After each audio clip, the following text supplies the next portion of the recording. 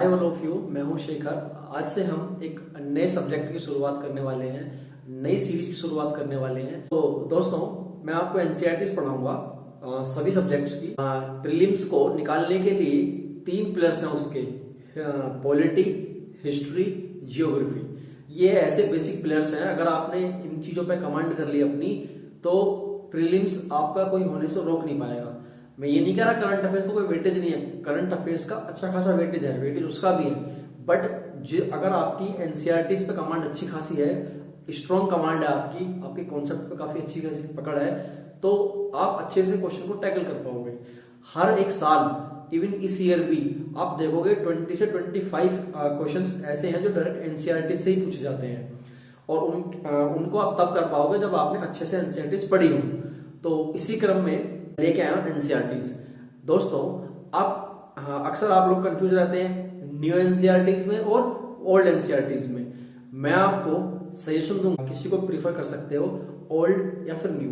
बस न्यू में ये है कि थोड़ा डेटा, जो अपडेटेड डेटा है वो आपको मिल जाएगा, और ओल्ड में आपको नहीं मिलेगा। बट ओल्ड में जो है आपको डेटा काफी ज्यादा ब्रॉड मिल जाएगा, बहुत ज्यादा डेटा है उसमें। न्यू में कुछ चीजें डिलीट कर दी गई है ना, तो ये आपको थोड़ी सी मेहनत करनी पड़ेगी। जैसे आप कोई चीज पढ़ रहे हो तो मतलब उसका थोड़ा सा अपडेटेड वर्जन देख लो, कि नेट पे डाल लिया, गूगल पे डाल लिया, उससे आपको पता रहेगा कि भाई क्या चीजें चेंज हो गई है थोड़ी सी।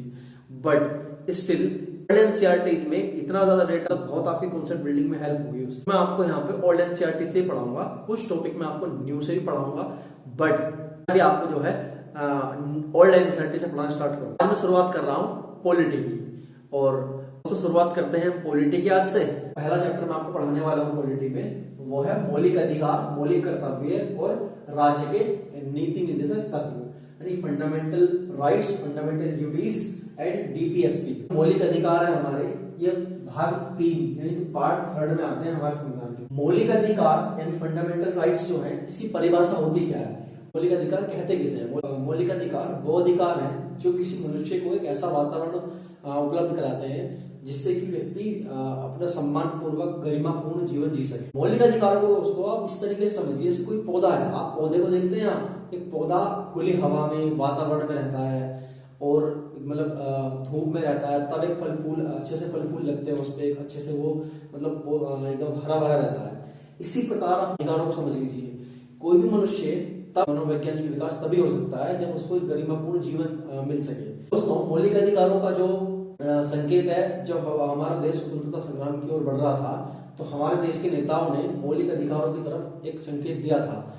जब हमारा संविधान एक मूल रूप में तैयार हो गया, तो उसमें अधिकारों की बात की गई, मौलिक अधिकारों। इसी परिभाषा की बात की जाए तो मौलिक अधिकारों की परिभाषा इस प्रकार है, मतलब मौलिक अधिकार मनुष्य के वे दावे हैं जो उनके व्यक्तित्व के विकास के लिए परमावश्यक है तथा जिन्हें समाज अथवा राज्य मान्यता प्रदान करते हैं। मौलिक अधिकार वो अधिकार है जो न्यायालय द्वारा लागू किए जाते हैं। सरकार इनको मानने के लिए बाध्य होती है।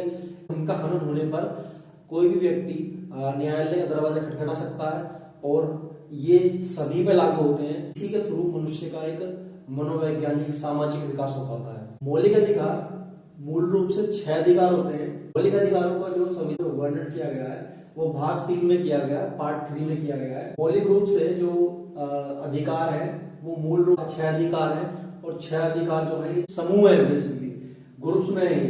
तो पहला जो अधिकार है आपका वो है समता संबंधी अधिकार। इसका जो वर्णन किया गया है वो है अनुच्छेद 14 से 18, आर्टिकल 14 to 18 के बिटवीन।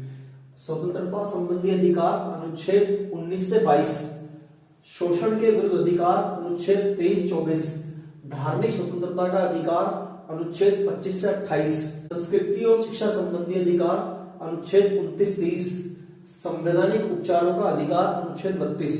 तो समझते हैं हम अपने पहले अधिकार को, समता संबंधी अधिकार। इससे संबंधित वो पहला अनुच्छेद जो है वो है अनुच्छेद 14। ये क्या कहता है? ये कहता है विधि के समक्ष समता तथा विधि द्वारा समान संरक्षण। इसका मतलब क्या है?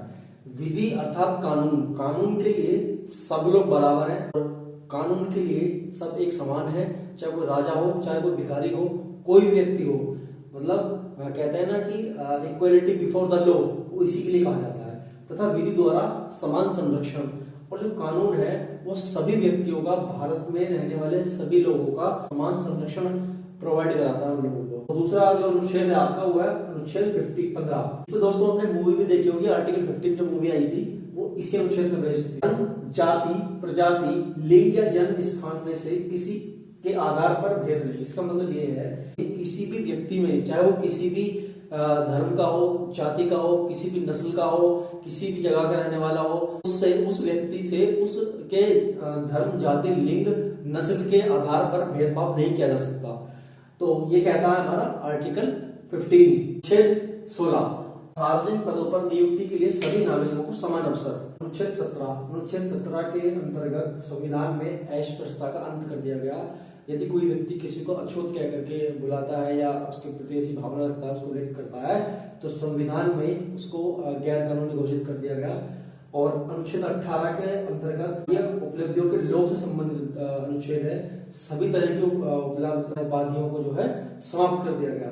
सिर्फ 2 तरह की उपाधियों को छोड़ करके, एक तो शैक्षिक और सेना, सिर्फ इनको छोड़ करके यह है हमारा दूसरा मौलिक अधिकार, स्वतंत्रता संबंधी अधिकार। इसमें बेसिकली 4 अनुच्छेद आते हैं। पहला अनुच्छेद है इसमें अनुच्छेद 19। अनुच्छेद 19 है, इसके अंडर में मेनली 6 प्रकार की स्वतंत्रताओं की व्यवस्था की गई है। पहली व्यवस्था जो है वो है भाषण और अभिव्यक्ति की स्वतंत्रता, शांतिपूर्वक तथा निरायुध सभा करने की स्वतंत्रता, समुदाय तथा संघ बनाने की स्वतंत्रता। इनका मतलब आप समझ रहे होंगे, मतलब आप स्वतंत्र रूप में कुछ भी कह सकते हो, भाषण दे सकते हो, अपने विचार अभिव्यक्त कर सकते हो, आप शांति पूर्वक आप किसी चीज का विरोध कर सकते हो, आप सभा कर सकते हो, पब्लिक प्लेस में जो डिस्टर्ब किए हुए, समुदाय तथा संघ बनाने की स्वतंत्रता। अगर आप अल्पसंख्यक समुदाय से बिलोंग करते हैं तो आप अपना समुदाय बना सकते हैं, संघ बना सकते हैं और इससे संबंधित और भी चीजें कर सकते हैं।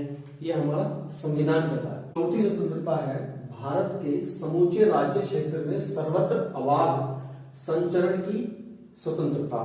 इसका मतलब क्या है? इसका मतलब है आप भारत का नागरिक, कोई भी भारत का नागरिक भारत के किसी भी राज्य में कहीं पे भी घूम सकता है, आ जा सकता है, उसे किसी भी स्पेशल परमिशन की जरूरत नहीं है। पांचवी स्वतंत्रता है वो क्या कहती है? भारत के किसी भी क्षेत्र में निवास करने अथवा बस जाने की स्वतंत्रता। अर्थात भारत का कोई भी नागरिक किसी भी राज्य में जाकर के जमीन खरीद सकता है, वहां जाकर रह सकता है, रेंट पे रह सकता है, उसे वो किसी भी प्रकार के लिए बाध्य नहीं है। छठी जो स्वतंत्रता है आपकी वो है किसी भी प्रकार की वृत्ति, उपजीविका, व्यापार या कारोबार करने की स्वतंत्रता। अर्थात भारत का कोई भी नागरिक किसी भी प्रकार का कार्य कर सकता है, अपनी जीविका चलाने के लिए उसे कोई भी व्यापार कर सकता है। इसमें कुछ अपवाद भी है, मतलब इसमें कुछ रिस्ट्रिक्शंस भी है दोस्तों। स्वतंत्रताओं पर कुछ प्रतिबंध लगा सकता है राज्य, सरकार को कुछ प्रतिबंध लगाने के अधिकार मिले हुए हैं, लेकिन उससे पहले एक शब्द जोड़ा गया है युक्ति युक्त। इसका मतलब क्या है? इसका मतलब दोस्तों कि ये जो प्रतिबंध इन पे लगाए जाएंगे ये नागरिकों की भलाई के लिए ही लगाने चाहिए। उनकी इसका जो निर्धारण करेगा वो सरकार नहीं करेगी, वो करेगा न्यायालय। उसका जो निर्णय करने का अधिकार दिया गया है वो दिया गया है न्यायालय को। स्वतंत्रता संबंधी अधिकारों में अगला अनुच्छेद है अनुच्छेद 20। अपराधों के लिए दोष सिद्धि के संबंध में संरक्षण की व्यवस्था करता है। अर्थात किसी भी व्यक्ति को जब तक कोई दंड नहीं दिया जा सकता जब तक उसने किसी प्रचलित विधि अर्थात कानून का उल्लंघन ना किया हो, और किसी भी व्यक्ति को जिस समय उसने कोई अपराध किया है जो दंड की व्यवस्था कानून में है उससे ज्यादा उसको दंड नहीं दिया जा सकता, और एक ही अपराध के लिए किसी व्यक्ति को एक से अधिक बार दंडित नहीं किया जा सकता, ना ही उस पर मुकदमा चलाया जा सकता है। दोस्तों अगला अनुच्छेद है अनुच्छेद 21।